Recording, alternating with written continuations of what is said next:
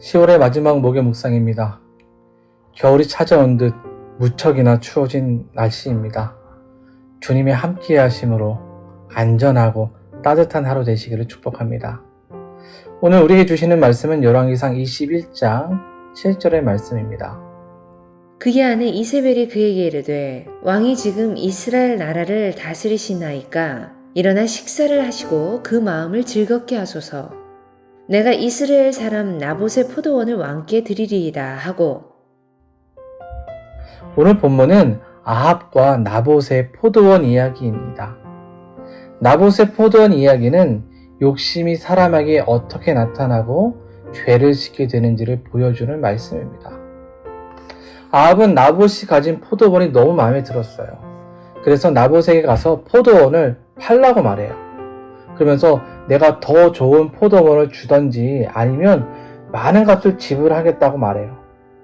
일반적인 입장에서 보면 나봇에게는 결코 손해가 아닙니다. 또한 왕이 그렇게 제안하니 어떻게 거절할 수 있겠습니까?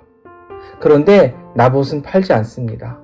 왜냐하면 조상에게 받은 유산을 파는 것이 하나님께서 율법으로 금지하셨기 때문입니다. 여러분, 이스라엘에게 있어서 땅은 일반적 땅의 개념, 재산이 아니에요. 하나님께서 이스라엘에게 약속하신 언약의 실제가 된 결과물이에요. 궁극적으로 이 땅은 하나님의 것이지요. 그러니 이 땅을 사고 팔 수가 없습니다. 나봇은 하나님의 명령을 지키고자 거절한 거죠. 매우 합당한 모습입니다. 아니, 왕의 명령과 제안에도 흔들리지 않는 믿음의 자녀라고 할 수 있습니다. 그런데 아합은 어땠을까요? 나봇의 포도원을 얻지 못해서 크게 실망합니다. 율법에서 가르치고 있다면 인정하고 돌아설 수 있어야 했어요. 하지만 그러지 못했습니다. 왕궁으로 돌아와서 며칠을 누워있으면서 식사를 거부합니다. 마치 자신이 원하는 것을 얻지 못하면 떼를 쓰는 그런 어린아이의 모습처럼 말이죠. 이런 왕을 보고 아내 이세벨이 나섰어요. 그러면서 하는 말이 있죠. 오늘 본문 읽었죠. 이거예요. 그의 아내 이세벨이 그에게 이르되 왕이 지금 이스라엘 나라를 다스리시나이까 일어나 식사하시고 마음을 즐겁게 하소서.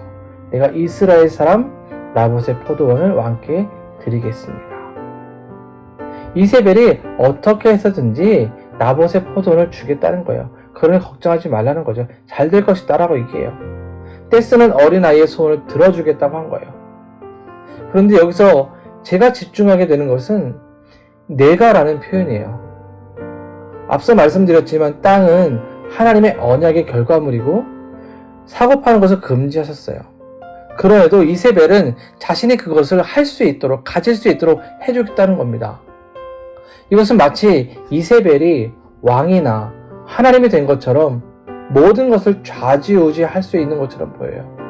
아니, 스스로 왕과 하나님을 넘어서서 모든 것을 컨트롤하는 사람이 된 것이죠.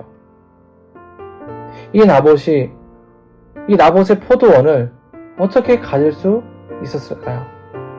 정상적인 방법은 할 수 없죠.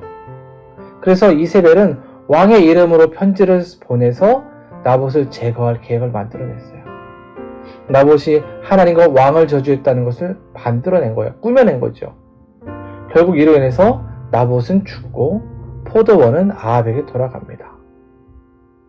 저는 이 말씀을 묵상하면서 야고보서 1장 15절의 말씀이 떠올랐습니다. 이렇죠. 욕심이 잉태한 즉 죄를 낳고 죄가 장성한 즉 사망을 낳느니라.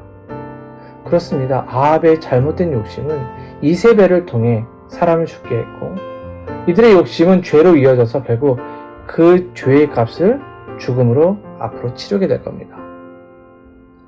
사람이 죄를 짓게 되는 것은 사람이 하나님의 자리에 앉아서 판단하기 때문입니다. 하나님의 기준에서 하나님의 판단을 따른다면 범죄할 일이 없지요.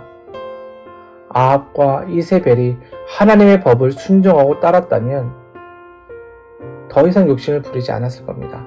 그러나 이들에게는 하나님이 없어요. 오로지 모든 것이 자신의 주인 되어 판단하고 실행했습니다. 그 결과 죄로 이어져 무고한 사람의 피를 흘리게 되었습니다. 나로 인하여, 아니 나의 욕심으로 인하여 다른 이들이 피를 흘리게 된다면 하나님께서 우리를 어떻게 보실까요? 우리의 죄악과 악함을 기억하실 뿐만 아니라 우리의 그 욕심으로 인한 죄를 심판하실 겁니다. 여러분, 욕심이 잉태하면 죄를 낳고 그것이 결국 커져서 죽음으로 가져옵니다. 아합과 이세벨의 모습이 혹 우리에게 있지 않은지 돌아보아야 합니다. 만약 이세벨처럼 하나님이 아닌 내가 하려는 모습에 갖고 있다면 그곳에서 벗어나 하나님의 판단과 기준에 따라 살아갈 수 있어야 합니다. 그렇게 할 때 이 죄의 자리, 죽음의 자리에서 우리가 벗어나 하나님의 언약을 누리며 살아가는 것입니다. 여러분, 오늘 우리의 삶의 자리가 욕심의 자리, 죄의 자리가 되지 않기를 원합니다. 하나님이 주신 것에 감사하고 그 안에 하나님을 따라 그분을 주인으로 모시며 살아가시기 바랍니다. 우리 각자에게 주신 가장 최고의 은혜가 있을 겁니다. 그리고 우리 자신을 잘 살펴 내 안에 내가 아니라 하나님으로 인해 죄에서 더 멀어져 거룩하고 하나님과 친밀한 믿음의 사람이 될 수 있기를 주님의 이름으로 축복합니다. 기도합니다. 사랑의 하나님, 감사를 드립니다. 하나님을 믿으면서도 때론 욕심으로 인하여 죄를 짓고 내가 스스로 판단하고 결정할 때가 있음을 봅니다. 우리의 어리석음과 연약함을 붙들어 주시고 하나님의 법을 따라 순종하며 살게 하여 주옵소서. 그래서 내가 아닌 하나님께서 이루시는 은혜와 역사 속에서 복을 누리며 날마다 축복된 삶을 사는 우리 모두가 되게 하여 주옵소서. 오늘도 말씀과 기도로 시작하는 하루, 하나님께서 우리 성도들의 일상에 함께하여 주시고 요셉처럼 있는 모든 곳이 형통의 자리, 축복의 자리가 되게 하여 주시옵소서. 우리 믿음의 일상을 통해 하나님의 살아계심을 드러내게 하시고 힘든 이민자의 삶이지만 하나님께서 채우시고 입혀주시는 은혜 가운데 평안함을 누리게 하여 주옵소서. 우리 성도들의 고민과 아픔, 기도의 제목을 아시는 하나님께서 우리가 간절히 부르실 때 응답하여 주시고 모든 것이 잘 준비되고 계획한 대로 이루어질 수 있도록 도우시고 길을 열어 주시옵소서. 또한 성도들의 건강도 지켜 주옵소서. 삶으로 예배하는 우리 성도들 축복하여 주옵소서. 예수님의 이름으로 기도드립니다. 아멘.